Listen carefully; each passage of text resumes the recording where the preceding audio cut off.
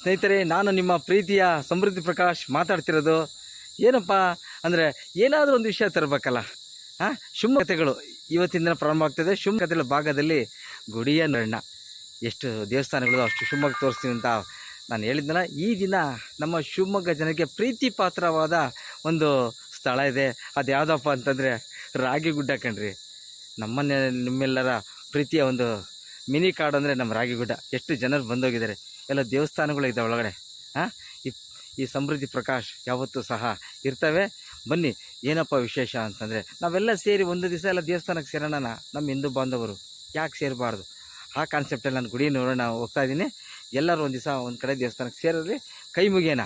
ಅವತ್ತು ಮಿಸ್ ಮಾಡಬಾರ್ದು. ದೇವ್ರುಗಳು ಬೇಕು. ಕಷ್ಟ ಸುಖ ಅಂದಾಗ ಎಲ್ಲಿಗೆ ಹೋಗ್ಬೇಕ್ರಿ?